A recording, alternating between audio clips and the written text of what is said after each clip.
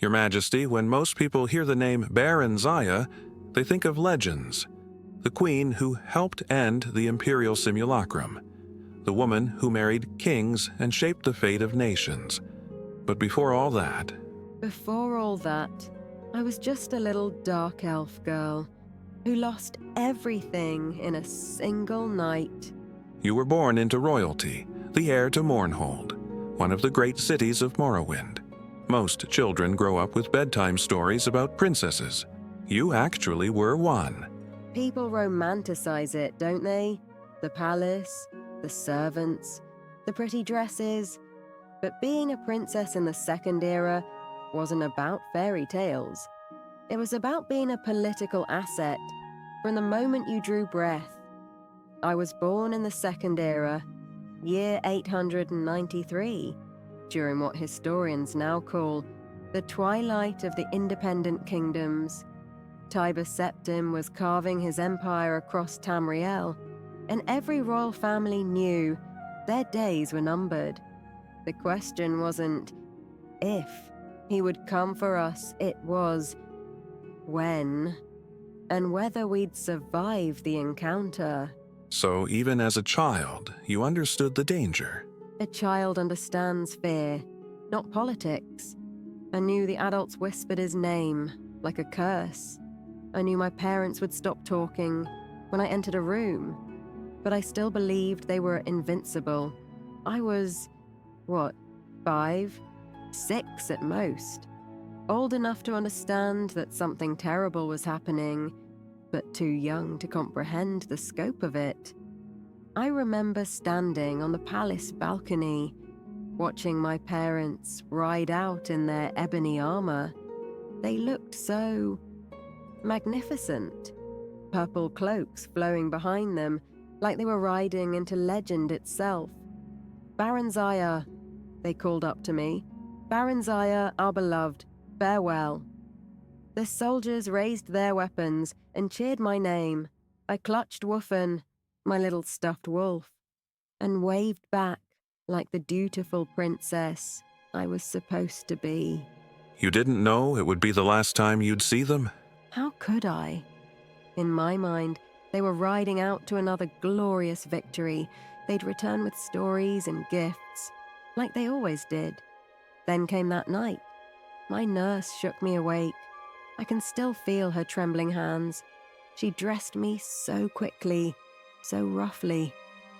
No explanations, just terror in her eyes. What do you remember of the journey? Fragments being passed from hand to hand like cargo. Foreign soldiers appearing and disappearing. My nurse vanished at some point.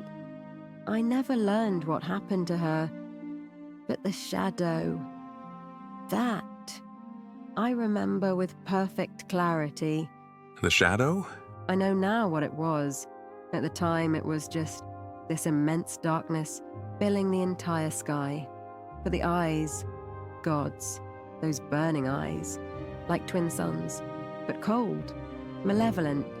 It was the Numidium, Tiber Septim's brass god, 1,000-foot-tall automaton powered by the heart of a dead deity, wielded like a weapon against anyone who dared resist his conquest. You've learned much about it since then. When you've had your entire world destroyed by something, you make it your business to understand what that something was. The Numidium wasn't just a weapon.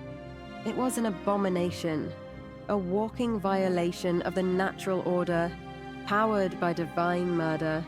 The Dwemer built it to become gods themselves.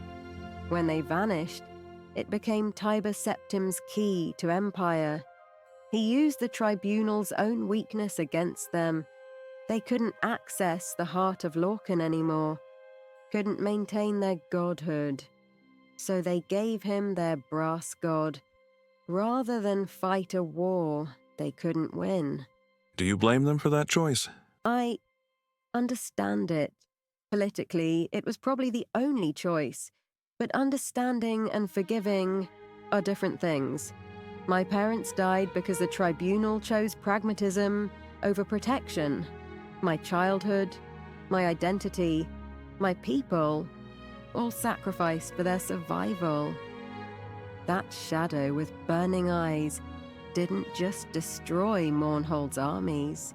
It destroyed the idea that there was anywhere safe in the world, that there were powers that couldn't be bought, broken, or bent to an emperor's will.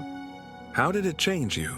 I learned very young that survival requires adaptation, that clinging to what you were will get you killed. When I stepped out of that carriage into the grey hills of Skyrim, clutching Woofen like he could somehow anchor me to who I used to be, I was still thinking like a princess. The Nords cured me of that quickly enough. They wanted to make me into a proper imperial citizen, civilized, compliant. They nearly succeeded too, but that shadow taught me something else. That power, real power, doesn't ask permission. It doesn't negotiate. It simply is. And if you want to survive in a world where brass gods walk the earth and emperors reshape reality itself, you learn to become something that can't be so easily broken. Do you still have nightmares about it? Sometimes, but not of the shadow itself anymore. Now I dream of what I would do if I had that kind of power, if I could command something like the Numidium. The difference between a victim and a survivor, I've learned, is what you do with the lessons your trauma teaches you. That burning-eyed shadow taught me that the world belongs to those willing to wield power without hesitation.